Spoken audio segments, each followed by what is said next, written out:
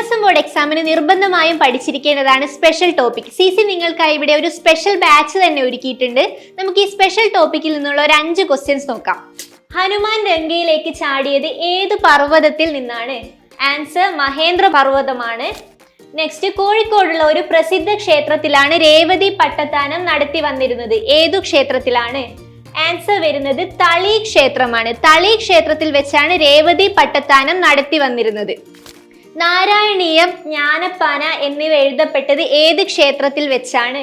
ഗുരുവായൂർ ക്ഷേത്രം, തളി ക്ഷേത്രം, കൂടൽ മാണിക്യ ക്ഷേത്രം, തൃശൂർ വടക്കുംനാഥ ക്ഷേത്രം. ഗുരുവായൂർ ക്ഷേത്രത്തിൽ വെച്ചാണ് നാരായണീയം, ജ്ഞാനപ്പാന എന്നീ കൃതികൾ രചിച്ചത്. താഴെ പറയുന്നവയിൽ കേരളത്തിന്റെ ഏറ്റവും തെക്കേ അറ്റത്തുള്ള ക്ഷേത്രം ഏത്? അമ്പലപ്പുഴ ക്ഷേത്രം, ഹരിപ്പാട് ക്ഷേത്രം, വടക്കുംനാഥ ക്ഷേത്രം, ആറ്റുകാൽ ക്ഷേത്രം. ആറ്റുകാൽ ക്ഷേത്രമാണ് ആൻസർ. തെക്കേ അറ്റത്തുള്ള ക്ഷേത്രം ആറ്റുകാൽ ക്ഷേത്രം. നിവേദ്യം കഴിഞ്ഞതിനു ശേഷം ദീപാരാധന നടത്തുന്ന ക്ഷേത്രം ഏത്? നിവേദ്യം കഴിഞ്ഞിട്ട് ദീപാരാധന നടത്തുന്ന ക്ഷേത്രം മൂകാംബിക ക്ഷേത്രമാണ്. മൂകാംബിക ക്ഷേത്രത്തിൽ നിവേദ്യത്തിനു ശേഷമാണ് ദീപാരാധന നടത്തുന്നത്.